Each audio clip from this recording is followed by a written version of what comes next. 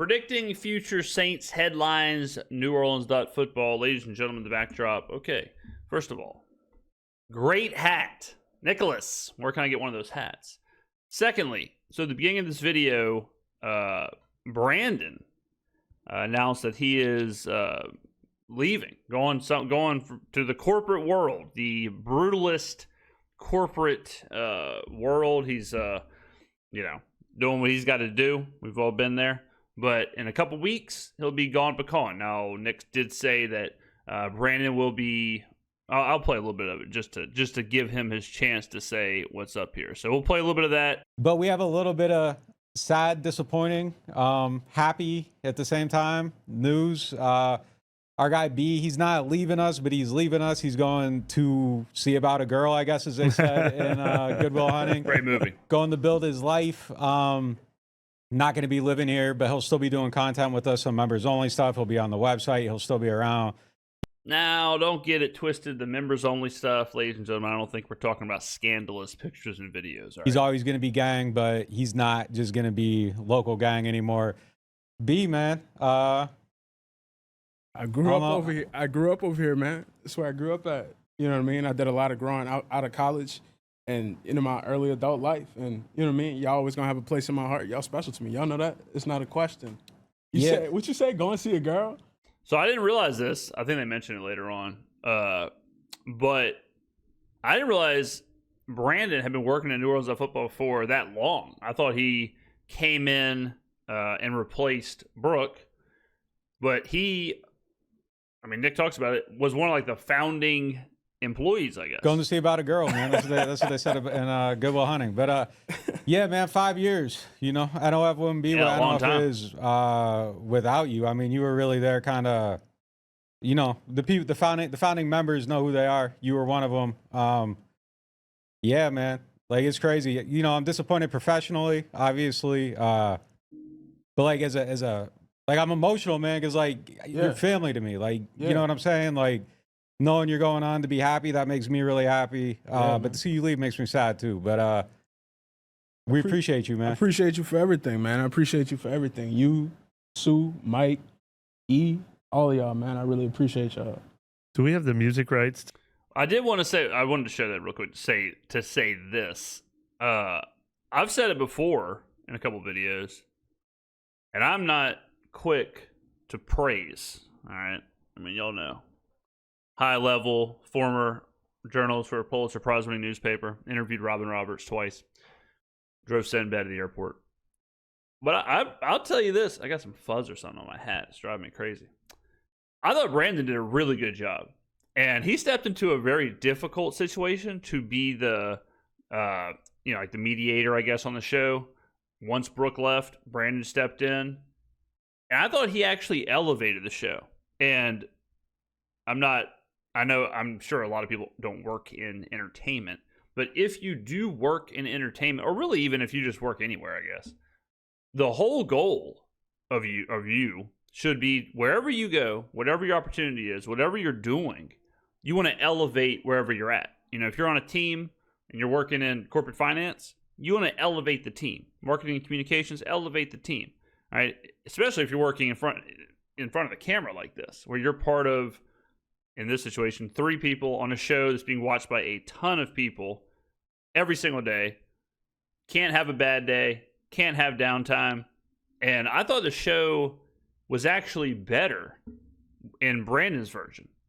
It's like Taylor's version, Brandon's version. But, I thought he did a really good job.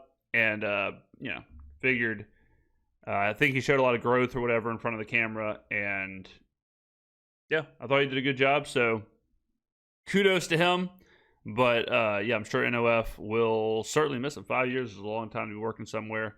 So GG's to Brandon. You get the stamp of approval from the face of the franchise. I thought you did a good job, man. So put that on your resume and give him hell in the corporate world. What will the headline be? New Orleans.football after week 8. Just kind of the first half summary of the season. What's it look like? All right, so real quick. We talk about this like every time we do one of these videos. You have to build out a range. So you have to build out a range of what you think is going to happen. Okay, for example, like let's pretend we're talking about Baltimore. There is not a range. There is not a world where a headline is bench Lamar Jackson, right? Like you have to build out what the ranges are. For the Saints, the ranges are way more volatile because we don't really know anything about any of these players. Our coaches. We have no idea how Kellen Moore is going to operate. We have no idea how Tyler Shuck or Spencer Rattler is going to operate. We have no idea how this team's going to come together. We have 9 rookies. There's a lot taking place, right? But if the ranges are the Saints are really bad and this whole thing just implodes, then the headlines could be some combination of Tyler Shuck is a bust, Kellen Moore is not a head coach, Mickey Loomis should be fired.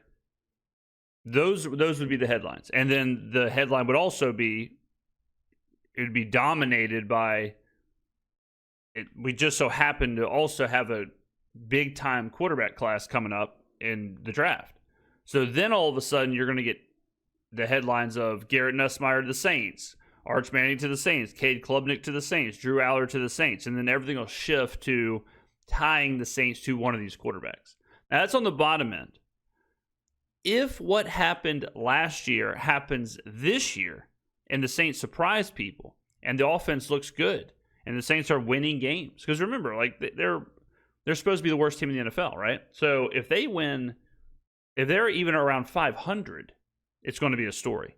In that situation, the conversation will be, because this is just how sports media works, the conversation will swing drastically to the other side, where then you'll hear Tyler Shuck for Rookie of the Year, Kellen Moore for Coach of the Year. You'll hear all of that, depending on which rookies are doing what. I mean, there's 9 of them. It's hard to say. They're not all going to be good. But, you'll start hearing like, okay, Danny Stutzman, Defensive Player of the Year, or whatever. So that's where we're kind of at. Like it's incredibly polarizing because of how unique the Saints situation is.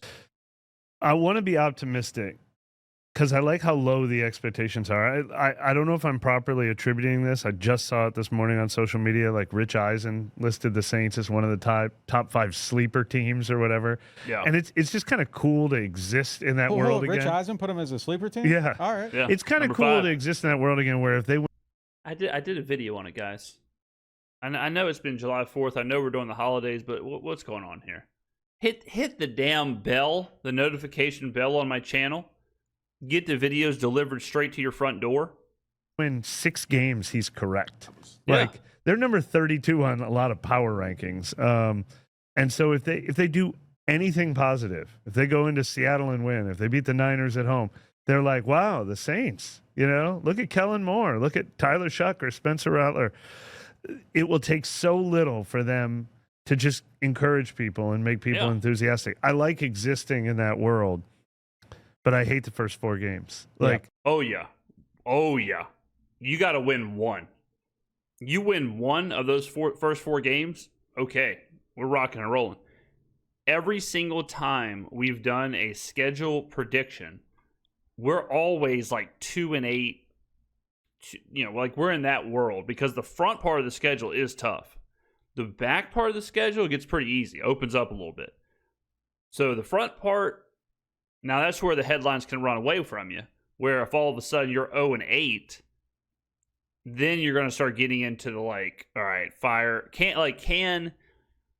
and we're going to see a lot of gumption from the front office, because if you're 0-8, let's say you start Tyler Shuck, and you're 0-8, can you afford to keep rolling him out there? Like, that is brutal for a rookie quarterback to go through. Now, let's say you play Spencer Rattler. Same thing. How long do you let Rattler play if he's 0-8 and all of a sudden he's 0-15 or whatever in his career? It's almost like nothing to do with the player. At that point, it's just the optics of, man, something's going on here. And even Kellen Moore, there will be a lot of conversations about Kellen Moore if he is 0-8, 0-9, 1-11 or whatever to start, which is very possible because of how hard the schedule is at the front and how easy it is towards the back. versus the Cardinals, versus the 49ers, at Seattle, at Buffalo. Yeah. I think it'll take a wow, unexpected win that they pull out of, like, everything fell into place for them to be 1-3. Otherwise, they're 0-4. I don't see 2-2 as even possible. Yeah, I mean, it's possible. Now, here's the thing, though. Now, this is where you start working yourself into a shoot, or maybe shooting yourself into a work. You don't really have to be 2-2. Like, you don't have to be really even 1-3. You know, you can still get to where you want to get, which is 6 wins, 7 wins, 8 wins. I know, obviously, we want to win 9, 10, 11, 12. I know that, but I'm saying, like, just realistically, just to see trend lines going up, just to take a step forward, just to cash season ticket win, you know, you can still get 6 wins, 7 wins if you go 0-4. Like, but the only issue with that start is the optics. Is that if you drop those first 2 games at home, and then you might get blown out against Seattle and / or Buffalo, because those are very difficult travel situations, good teams, whatever.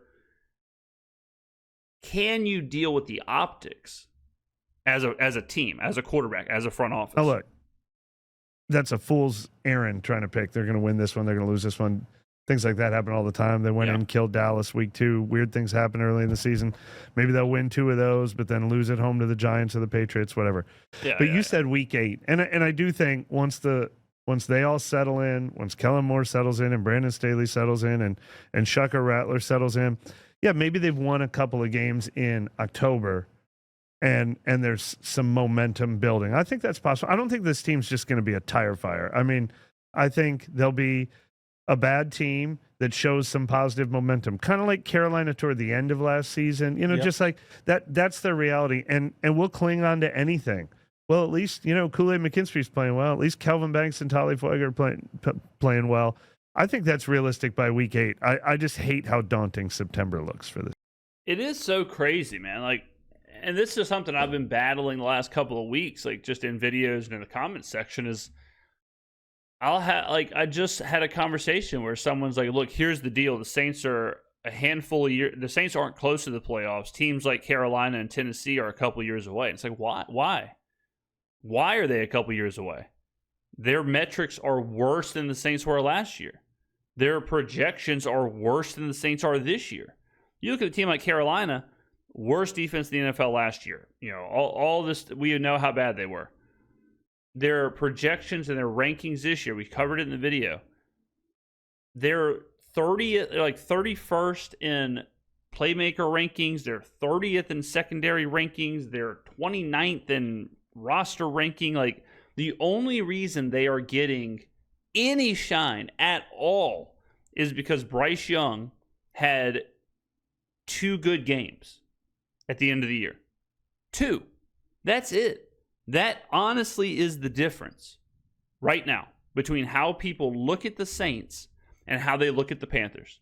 And then Tennessee, right? Tennessee is a shit show. Horrible team. Horrible metrics. Horrible across the board.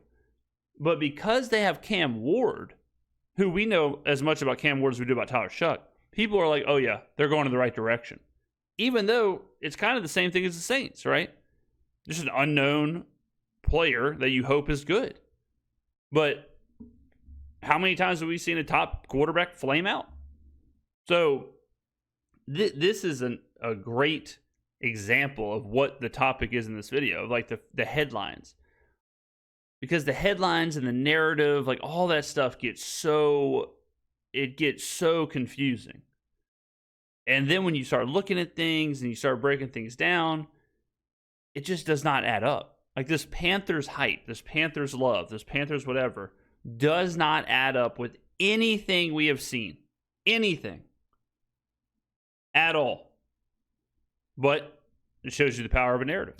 The first game of the season is interesting to me. I mean, like they didn't coach together, but I'm sure Kellen Moore watched a ton of stuff of like that offense going against Gannon's defense and all that stuff. Like I'm sure there's familiarity with it. But man, I was watching Arizona this week. Like they're kind of good. Like there's a lot of things to be excited about with that team. I think the division they're in makes it tough. They'll probably be.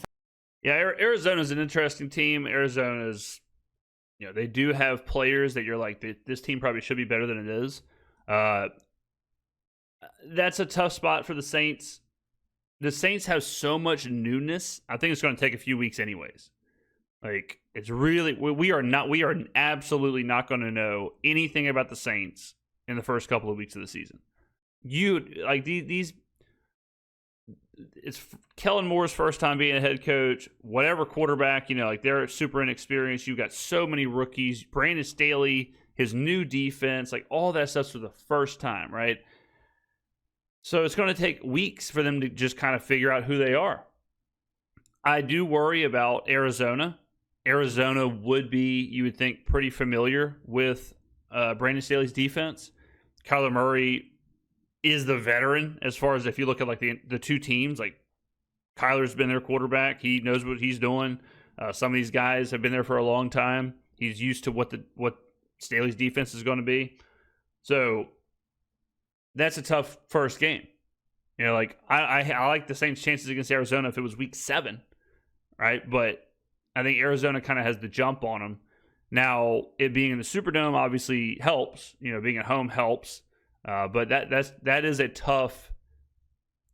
We are not going to be able to judge the Saints off the first handful of games. 500 again, but Trey McBride might be the best tight end in the NFL. That dude is baller, man. Hold on. Here's how I got my team to. I like both their receivers. Him and Marvin Harrison Jr. were kind of getting some timing late in the season. Marvin Harrison Jr. was ass on a stick last year. I drafted Marvin Harrison Jr. with my second-round pick in fantasy football. Talk about a disaster fantasy football draft. First round, I had the last pick, 12th overall. Took Garrett Wilson.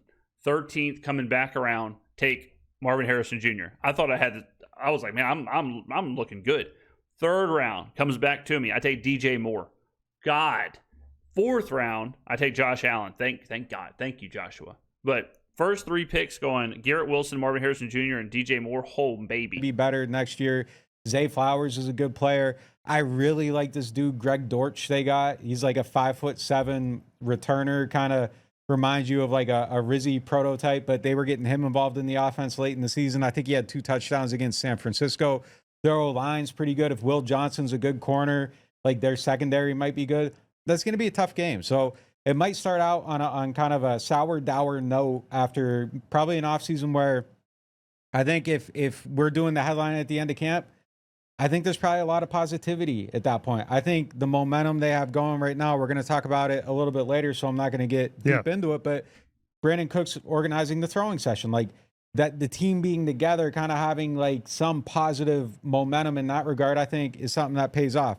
Week 8, I think the headline is going to be growing pains, and it's just going to kind of be like what happens on the other side of those growth plates. Man, that's fine with me. That's fine with me. If week 8 we're sitting here going, oh, we got some growing pains, taking some steps, whatever, cool. What we have to dodge is rock bottom. We have to dodge that Kellen Moore is Nathaniel Hackett. We have to dodge that these quarterbacks are just straight up busts and they just cannot play.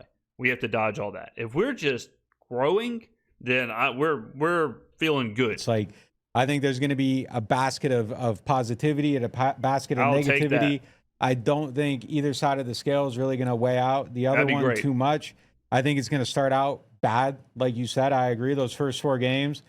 And that togetherness, I think, is going to be needed to get through those. I think it's going to be a tough start to the season. San Fran's going to be, they'll probably be 0-2, at the start of the season. But yeah, by the midway point, I think it's going to be very up. If they're 0-2, they're 0-4, right? At Seattle, at Buffalo. Yeah. So yeah.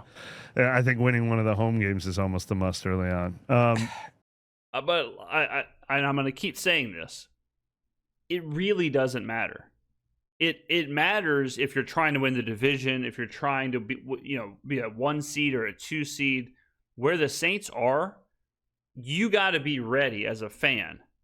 You got to be ready for 0-4. You got to be ready for 2-6, 2-7, 3 and 12, whatever. We're trying to get to 6, 7, 8 wins. That is the most realistic landing zone for a good season. All right.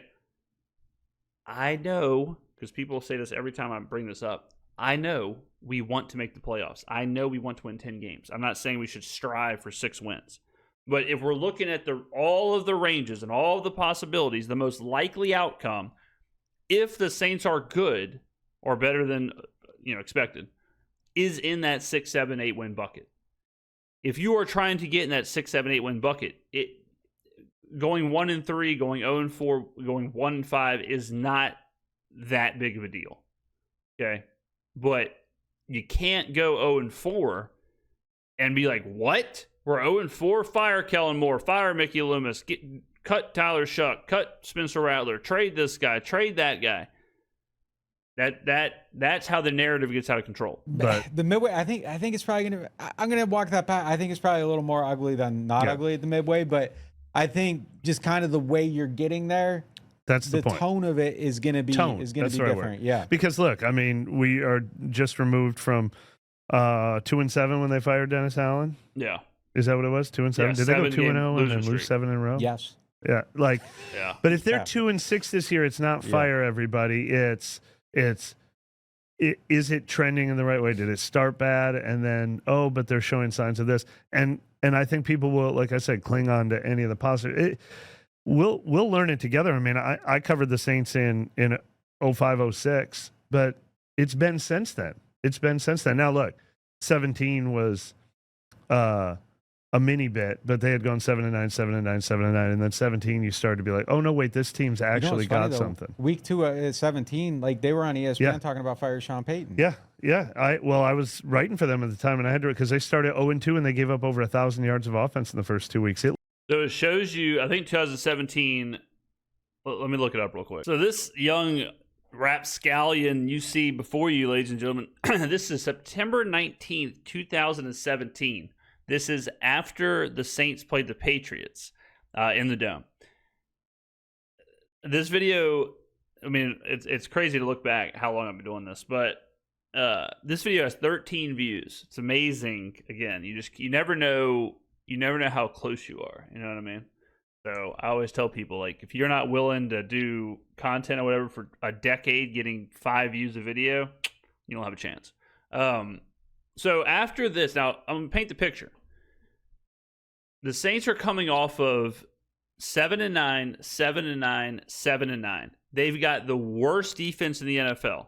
Okay, they just had a record-breakingly bad defensive year. This is the year after Spagnola's last year. Okay, tension is high in New Orleans. Breeze has lost his luster. Payton certainly has lost his luster. The conversation is, do we move on from Sean Payton? Do we move on from Drew Brees? So let's just watch a quick clip and we'll keep talking. Our awful defense and our awful play calling. And Sean Payton, in my opinion, would have already been fired if it wasn't for Drew Brees, because I think they're kind of a 1-and-1 deal. I think they're parallel in their careers. And probably I think true. Drew wants Sean around. I think Sean wants Drew around. So once Drew leaves or once Sean leaves, then they're both going to crumble, and we're just going to start a whole new thing. Hopefully Sean leaves before Drew does, but I have a strong feeling that they'll stay until the end, depending on how bad the season gets. Because, I mean, our schedule, the Saints' schedule is really tough. Go look at their schedule. They could be 0-6 in a heartbeat. I mean, I'm looking at the rest of their schedule right now, right? So we got the Panthers next at Carolina. Then we play in London against the Dolphins. Then we play against the Lions. Then we play against the Packers at Lambeau. All right, so let's say we're going to lose to the Panthers. Let's say we just so happen to beat the Dolphins in London. Then you got to go and play the Lions, who are, a good team. And then you got to go to Lambeau, which is a loss. So this could be you could easily be 1-6, 2-5 coming out of that stretch. And if that's the case, like I said, you got to sit there and think, okay, well, we have to rebuild. We have to move forward, and we have to totally revamp this team. Now, maybe they've already done that. There's a chance they're already doing that. And that's why Kamara came in. He's their new running back, even though Ingram's not that old. But you got Kamara, you got this new kind of young defense with Lattimore, and these guys can kind of figure themselves out. And you kind of figure out a pass rush along the way. So you have Manti Te'o and some linebackers who are relatively young. So maybe they're already doing it. Maybe with Michael Thomas, they have young pieces all over the shop. But I mean, it's amazing how good I am at what I do. This shows you exactly what is happening right now. On one side, you have your known quantity, right? You have your known assets. You know the situation. And in this situation was really bad. The Saints are, I'm going to pull up the box score now. All right, so this is the game, okay? Remember, 7-9, 7-9, 7-9. Now the Saints are 0-2. They just dropped this game at home. They just came off the worst defensive season we've ever seen and gave up 555 yards at home, and they were down 20-3 in the first quarter. Okay? This looks real bad. Okay? It's time to blow it up, right? It's time to fire Payton. It's time to get everybody out of here. But what did I say in that video 9 years ago? Maybe we are rebuilding. Maybe we are kind of changing everything. Maybe it's happening behind the scenes with these young players like Alvin Kamara, Michael Thomas, Marshawn Lattimore. What happened immediately after this? Immediately after, the Saints went on one of the best runs in the history of the team. And the very next year is the team that I think is the best Saints team of all time. The 2018 team that lost in the NFC title game against the Rams. Like, think about how fast that is. You're 7-9, 7-9, 7-9, 0-2, and then a year later, I mean, they finished 11-5 this year. Like the rest of the year they go 11-3. Okay. Then the next year they're the best team in football. Roster's the same. Coaches are the same. Quarterback's the same. It just shows you how fast everything can change. I mean, let's look at this real quick. Schedule 2018. So they go 13-3. All right. Well, let's just count the playoffs too. So they go 16-4 and 11-3. So they're 27-7 over the next two seasons after that video. Is that right? Quick maths. 27-7 with an NFC title game appearance. I mean, oh wait, no, that's the preseason. All right, so hold on, I missed one. So let's see, they're 14-4. So they're 14-4, right? Because they win one, lose one. So 14-4, and then 11-3. So 27-7. What the hell's even going on? I don't even know anymore. It's early, ladies and gentlemen. But you see what I'm saying? From here, from this game right here, this Patriots game, from this game right here, and look at that. Oh, they could go 0-6, whatever. Smoke Carolina, smoke Miami, smoke Detroit, smoke Green Bay at Green Bay. They rattle off 1, 2, 3, 4, 5, 6, 7, 8. 8 wins in a row. They start 0-2. 0-2. Fire Breeze. Fire Payton. Team sucks. Rebuild. 8-2. I'm not saying the Saints this year are going to go 8-2 if they lose their first two games, but it shows you, ladies and gentlemen, that if you do not pay attention to what's happening behind the scenes, sometimes you can get lost in the sauce. And I caught myself in that video. I almost got lost in the sauce. But I caught myself and I said, well, wait a minute. Maybe Kamara and Thomas and all these guys are changing the guard. And maybe we just got to pay attention. And we did. And bada bing, bada boom. Realest guys in the room. It looked like I actually wrote something 2 weeks into that season about has any coach ever survived 4 straight losing seasons, and looking at the history, I think Jeff Fisher might have been in there as one who did. But there's literally a column in an old ass newspaper somewhere from me after the second lot of the Patriots game, where I literally wrote an apology, I don't know what went wrong here. I thought it was going to look way different in camp. I was super wrong about this team. It was bad after that Patriots game. So look, 17, I don't think they'll be that good because 17. Well, I believe the Patriots game, and I think I even talked about this. Let's see if I'm right. I believe this game I think they were playing Adrian Peterson. Yeah, Adrian Peterson got 8 carries. It's crazy to look at this kind of stuff, but Adrian Peterson got 8 carries for 26 yards. All right, Alvin Kamara, 1 carry for 3 yards.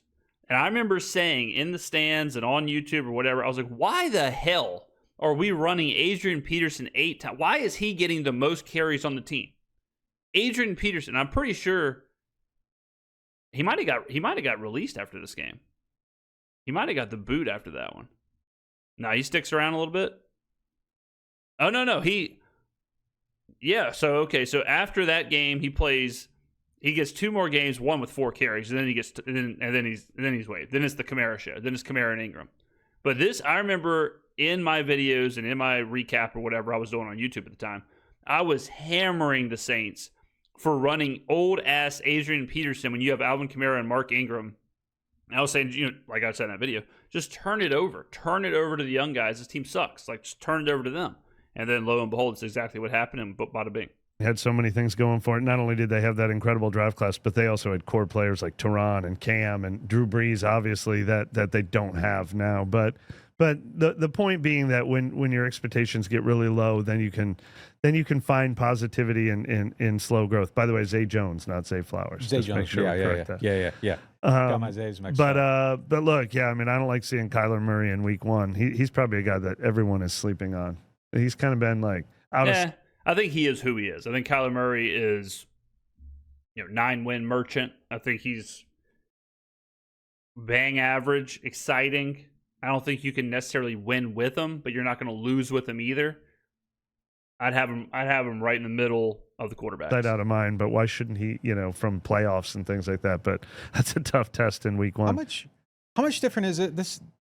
It's not even like 15, because 15 felt like you had more. I mean, you obviously had Drew Brees, so the rebuild obviously is different in tenure or tenor.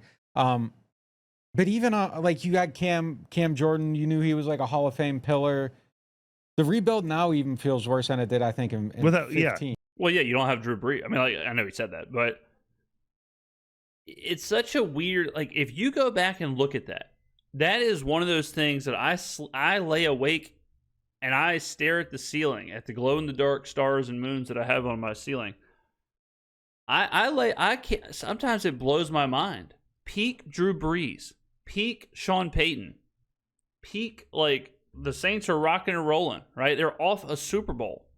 And then all of a sudden, you have these three consecutive seasons where you go 7-9, 7-9, and 7-9. It's not the same, but imagine if the Chiefs go if they go 7-10 this year, and then imagine if the Chiefs go 7-10 next year, and then the next year with Andy Reid and Patrick Mahomes. I don't care what the defense looks like. I don't care who the receivers are. I don't care what's going on. If Patrick Mahomes and Andy Reid went 7-10 3 straight years, that would be absolutely insane. Pick any team. Josh Allen in Buffalo. That's a little different because McDermott's probably not the same kind of I don't know if McDermott's the same kind of coach as Peyton was. But like Harbaugh and Lamar Jackson in Baltimore. If they went 7-9, 7-10, 7-10, 7-10, that would be knuckin' futz. People don't talk about that enough. How insane it was that Peyton and Brees could not have a winning record for 3 straight seasons. That's insane. Now, it does feel better because you do enter the season with Drew Brees and Sean Payton versus right now where we don't even know who the starting quarterback is, and we have a head coach who's never head coached a game.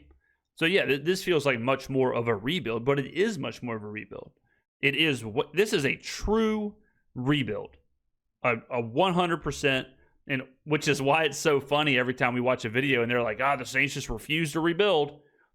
I don't know what else you could do to make this more of a rebuild. This is as rebuilding as possible. We're rebuilding more than the Titans. Because the Titans, they have veteran players, veteran receivers, coaches returning. Yeah, they have Cam Ward, they have a new quarterback, but this is wholly new. Wholly new. I mean, this is way more of an actual rebuild. That was a secret rebuild. It was a rebuild around everyone besides basically Drew, Cam, and Teron. But are they 3 of the 10 best players? Well, and Sean Payton. Like, you also have your coach. You also, like, that's a big deal when it's like, well, you have your Hall of Fame quarterback, Hall of Fame coach, Hall of Fame lineman. And that's a totally different ball game than what we're in now. Saints history. Like, who are you rebuilding around now? Like, yes, Alvin, who we just named as our number one player on the team, Olave probably, but those other. But even them, like, I think Kamara's awesome, but he is older for a running back, and he's not at the peak of his powers. Chris Olave, I think, is awesome, but there's a question mark with him too. So even the core players have a question mark. Other guys like DeMario and Cam, I mean, they're not like 28-year-old Cam and 26-year-old Tehran, and obviously you don't have Drew Brees. Instead of having one of the best quarterbacks in the history of the game, that's your biggest question mark. It's impossible to compare. Who was the guy from Seattle, the DT that they got? That Paul Kruger was on that team. Kevin Jones was? Kevin Williams from Minnesota. Kevin Williams, yeah. And then they had AJ Klein. Greg Robertson actually was like a kind of like a core culture guy going forward. That was a great ad that year. Yeah, this is definitely. But they had Sean Payton and Drew Brees, and now their two biggest question marks are coach and quarterback. And But, like, it's crazy because, and I'm not saying this class is going to be that class, but it shows you, like, Sean Payton and Drew Brees for 3 straight years straight up floundered. I mean, honestly, guys, like, if Kellen Moore goes 7-10 this year, 7-10 next year, and 7-10 the following year, he's probably getting fired. Like, and he don't have Drew Brees, right? So it's crazy what that draft class did, because it's not like, oh, well, they just started winning again. The following year is the best team in the history of the franchise. It was number 1 offense, number 1 team, was insane. Absolutely 1 seed, hosting the NFC title game. Like, that team was crazy. Crazy. All right? It's nuts how fast that stuff can happen. And when you have 9 draft picks, you have to open up the possibility that it could happen again. That this draft class could change the trajectory of this team. Everyone's focusing on Tyler Shuck, Spencer Rattler, which, fine. And everyone's talking about Cam Jordan, and somehow Seth Walder still talking about Derek Carr. Fine. But you do have to open yourself up to, damn, maybe some combination of Kelvin Banks and Devin Neal and Quincy Riley and Jonas Sanker and Danny Stutzman and Vernon Broughton, maybe some combination of these guys are those next Pro Bowlers. They are those next guys who's going to take this franchise to the next level. Is it insane to think that Riley or Sanker or whoever is going to have the same impact in the secondary that Marshawn Lattimore did? Is it crazy to think that Devin Neal could have the same impact of Mark Ingram or Alvin Kamara? Is it crazy to think that Kelvin Banks could be Teron Armstead? Like, is it crazy to think Danny Stutzman could be, the next Mario Davis or whatever? That's why you draft these players, and that's why you bring in such a huge draft class. And if not this year, maybe next year. Like, if this draft class, Riley is good, Neal's good, Stutzman's good, the rest or Banks is good, the rest of them whatever. Then next year you do the same thing. You bring in a ton of other players. That's how you do exactly what the Saints did in 2016, 2017 that led them to 2018. I just had a commenter who was like, the Saints should have drafted, was it Mahomes in 17? I get Mahomes and Jackson mixed up. But, yeah, it was Mahomes, right? Who the hell even knows anymore, ladies and gentlemen? They said they should have drafted him there and torn it down and rebuilt. And it's like, brother, torn it down and rebuilt. The following season was the best season in the team's history. Like, why the hell would they have done that? Why the hell would Mickey Loomis been like, yeah, you know what? Actually, let's just rebuild. We just rattled off an 11-2 run or 11-3 run, whatever it was, 11-3. We just rattled off an 11-3 run with this team. Yeah, let's just rebuild it. See ya, Drew. See ya, Sean. No, like there was never ever going to be a rebuild there, and thank God, because 2018, the best team ever. Too big of a deal out of those two positions, but there's a reason why. Coach, if coach and quarterback are question marks, and they had Peyton and Brees. Yeah, that's it really too. Yeah, and Cam Jordan, like those three, put them three together. And Teron, yeah. And Teron, yeah. Yeah, so definitely different. So just fast forwarding a little bit, end of the season, just kind of, we kind of hit on it a little bit, but end of the season, what's the headline? End of the season, man, I didn't expect this video to be this long. End of the season. Now, this is where the volatility cranks up because, I don't want to have to get into probability and all that, but the longer you stretch out the time horizon, the more volatility and the more things that can happen, right? So you stretch out the time horizon, then all of a sudden, just like we talked about, where if the Saints are absolute dumpster, right, then you're talking about number 1 overall pick. You're talking about quarterbacks. You're talking about, what should remain, what should not, who should, at that point, you're probably getting rid of, you're starting to offload Kamara, Davis, Tyrann, Cam Jordan. You're starting to offload all those players, and you're just trying to start anew again, right? Now, if the Saints are middling, which is where the more likely scenario is it with Tyler Shuck? Is it with Spencer Rattler? Where were the good things? Where were the bad things? Here's who we're thinking to take a step, whatever. If they overachieve, then you may be talking about Tyler Shuck's the Rookie of the Year. Then you might be talking about, Devin Neal as the next Alvin Kamara. Then you're talking about Kelvin Banks as the next Hall of Fame left tackle, like that. And then, of course, at the highest end of the probability range or whatever, is your Jaden Daniels, CJ Stroud rookie years where, damn, the Saints just won 10, 11 games. They're in the playoffs. Like, this draft class is nuts. This team is nuts. Kellen Moore is coach of the year. Like, that's how that happens. But it's hard to talk about the end headlines because it is so volatile. There's some guys that we have to feel good about. We have to feel good about Kellen Moore. So then anyway, like, that's the whole thing. Yeah. Yeah. Although he's a little more replaceable than some of the, we have to feel good about Banks and Fuaga. Have to. See, this is where I disagree. You got to have Kellen Moore. You got to have confidence in him. Because if you just reset the coaching staff and reset the coaches and the identity and all of that, what happens to the draft picks? What happens to the players? Like, who do you go get? I don't think I know Mickey has a lifetime contract, but I don't think Mickey can fail at the Kellen Moore thing. I think you can get away with, like, Tyler Shuck didn't work out, Spencer Rattler didn't work out, draft Drew Aller or draft whoever. But I don't think you can just, like, punt at Kellen Moore. You have to. Probably have to feel good about Kool-Aid McKinstry. Yeah, whatever. It's a cornerback. Would love to feel good about Olave. Would love for him to have his 1,300-yard season and full health. Those are the musts. Kellen Moore, you definitely want to feel good about. You would love to feel good about Shuck or Rattler. You would love to. But that's almost like a bonus if you do. If you do, holy crap, you're really excited. If you don't, those guys are clearly maybes. You have to feel good about Fuaga, Banks, and I think maybe Olave I'd put on that list. You have to feel good about Olave. You need a couple other guys too. You need like a Chase Young to break out or a Juwan Johnson to break out. Kool-Aid, like I said, you want to have like 8 guys you feel great about being part of the future next year. I mean, if all those guys, quote unquote, break out, the Saints are sweet. Like, they're rocking and rolling. I thought we were going to be on other sides on the quarterback because I don't feel like that has to be tied into what we're seeing. I guess if everything is good except the quarterback, yeah, whatever. You can just get another one next year. It's not that big of a deal. But, it is the most important position in the game. I guess that's relative to record, though.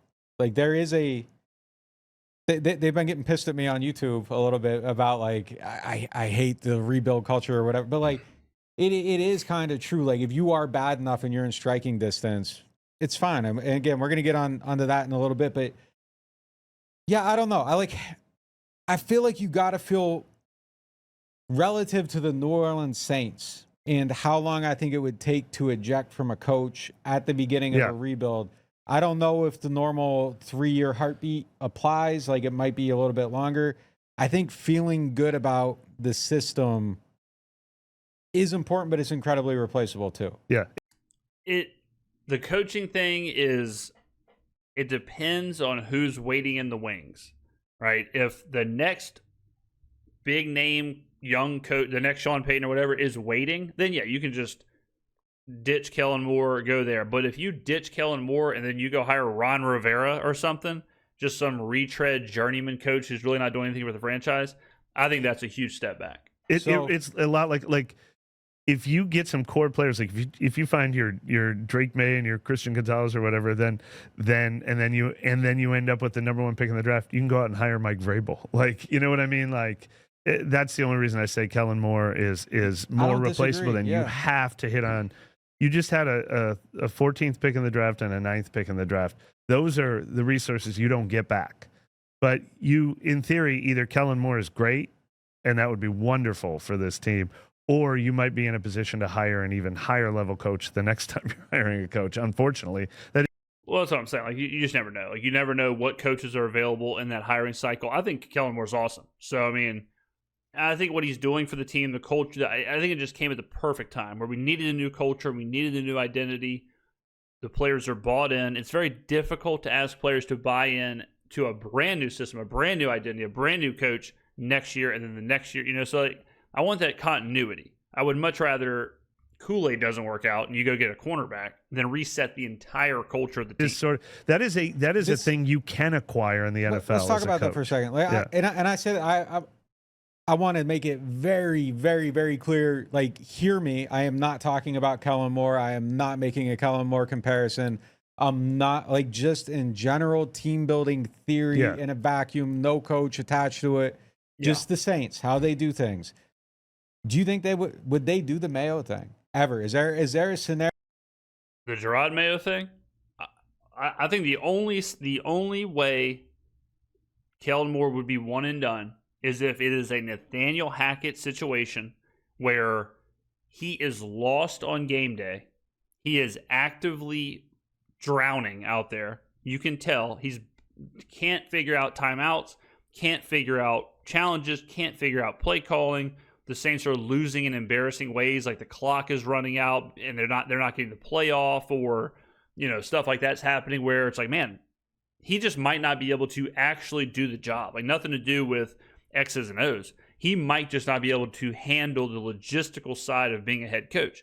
That's exactly what we saw with Nathaniel Hackett. So this is, we're deep into the video, but this is after week 1 of Nathaniel Hackett coaching. I mean, again, am I on a different freaking level? Okay, this is what I said. This sounds like an overreaction, but if I was the Denver Broncos GM or owner, I would fire Nathaniel Hackett this morning because of this coaching malpractice. It's that bad of a decision. Any walk of life, any job, if you mess up your job this badly, on this grand of a stage, you would probably get fired. I mean, if you were managing a target and you accidentally burn down the target, you'd probably lose your job. And that's what Nathaniel Hackett basically did.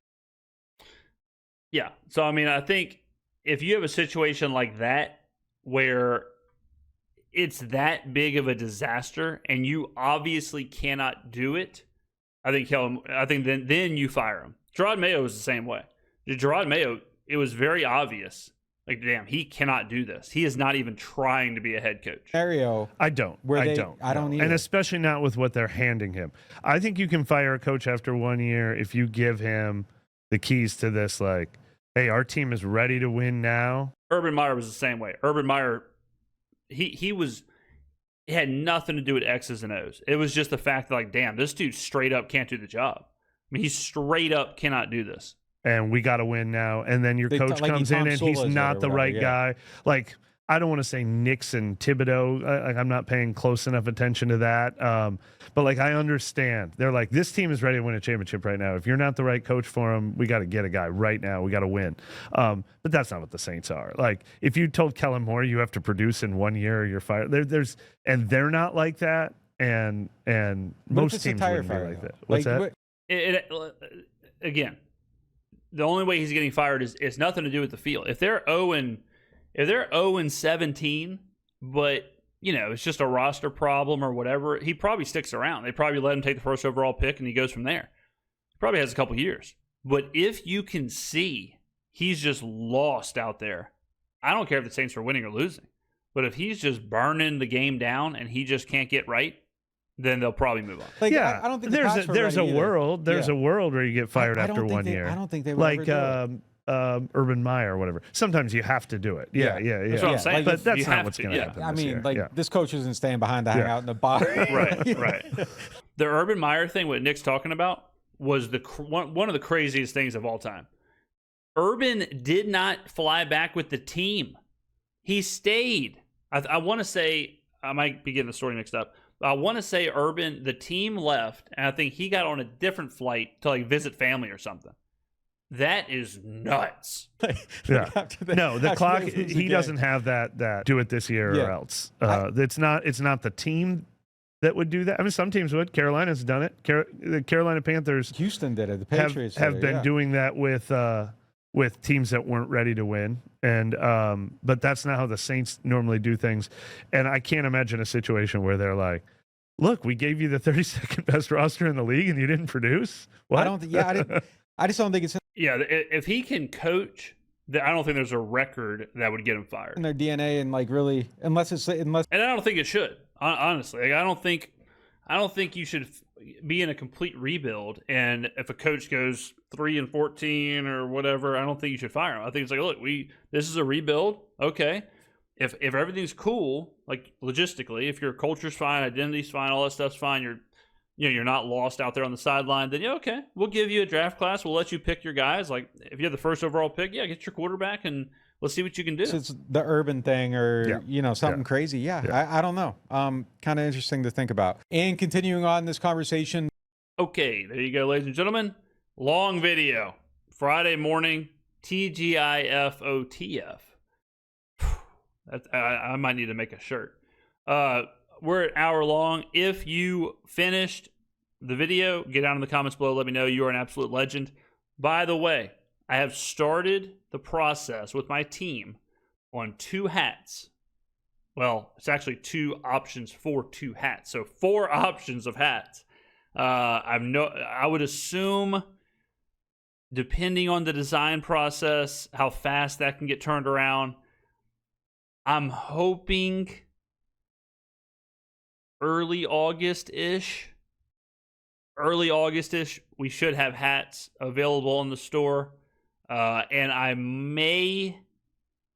we have some stock of the 2 shirts we have now, the Dome Dogs and the Boiling Hot Take shirt. We have some stock left, but if that dwindles, I may be dropping a new shirt for the season, for try and line it up with like week 1. We'll see what happens, but that's what's going on with the store. I haven't shipped out any mugs yet, and if you bought a mug, my apologies on the delay. Like I said, the shipping and stuff, the boxes, the tape, the bubble wrap, like there was way more that went into the mug shipping than the shirt shipping. Most of the shirts should be out unless they came with a mug. So, little store update. Get on down in the comments below. Thank you for watching, and I will see you in the next video.